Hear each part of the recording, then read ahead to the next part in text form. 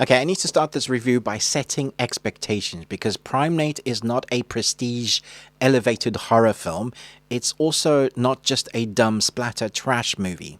It exists in that glorious sticky middle ground where creature feature, slasher, and grindhouse energy all crash into each other like someone spilled blood on a VHS rental shelf in 1987.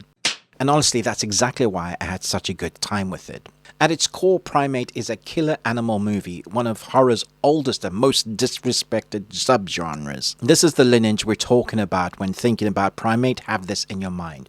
Jaws, Cujo, Alligator, Razorback. There are a bunch. Even stuff like Anaconda and Lake Placid, kind of the same wheelhouse. Movies where the monster isn't supernatural, it's nature, intelligence, and bad human decisions colliding. What Primate does differently is swap out the usual shark, dog, crocodile for something far more unsettling. An animal that looks almost human. Ben understands some language and understands how we work and doesn't kill randomly. He hunts, although the rabies takes some of that away and violence because you kind of think it's just the rabies controlling him in places. That's where the discomfort comes from. Here's the thing though, Primate absolutely qualifies as a slasher movie as well, even if the killer isn't wearing a mask. So let's check the boxes that make a slasher a slasher. Isolated location, check. Group of characters picked off one by one, check. Escalated brutality, check, check, check. Distinct kill set pieces, oh my gosh, yes. A creature with rules, patterns, and escalation. Yep, that's Slasher 101. The chimp isn't just attacking, it's staging violence, and the film is very aware of how to build anticipation the same way as a Michael Myers or Jason Voorhees movie would. Long silences, negative space, the camera lingering where something could be, or might be, or maybe isn't, but teasing you. This isn't chaos, it's pacing. So yes, is it gory? I'm not going to dance around it. Primate is gory, surprisingly within the first few minutes. Not ironic gore, not cutaway gore, not blink and you'll miss it gore. This is bone-crunching, limb-tearing, sudden nasty violence that arrives without warning gore. What works here is that it leans heavily into practical effects. You feel that tactile and physical violence shown on screen. You feel weight, you feel resistance, you feel the impact.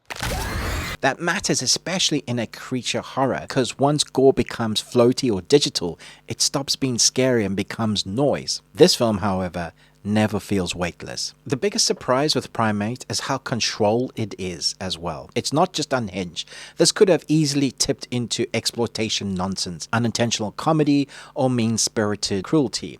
Instead, the direction keeps a firm hand on tone. The film understands when to cut, when to linger, when to use sound design. There's a restraint here that elevates the material without standing down its sharp edges. It knows exactly what kind of movie it is, and crucially, it never apologizes for it. The score is doing a lot of the heavy lifting as well here, but doing it quietly at times.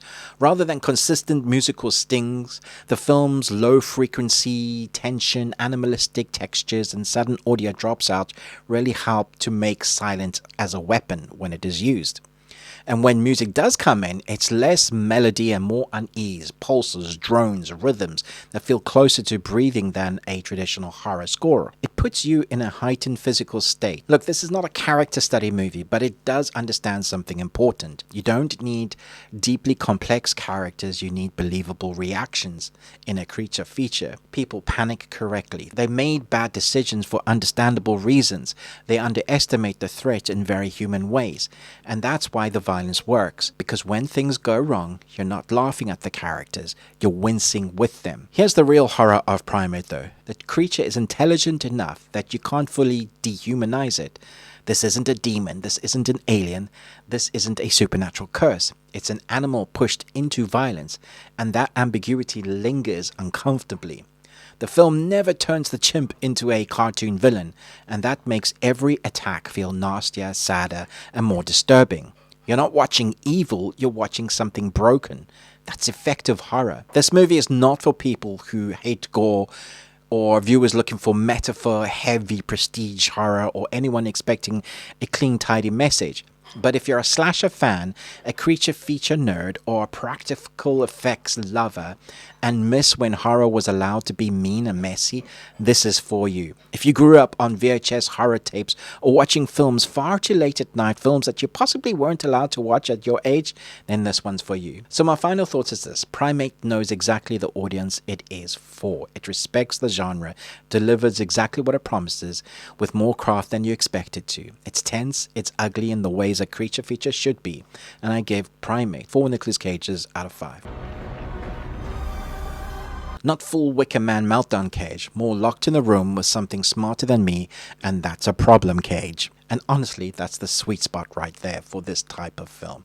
Thanks so much for watching this review. What are some B horror movies that you think are underrated and deserve much more attention? Give me your list below, and remember, until next time, live long and Tuesday.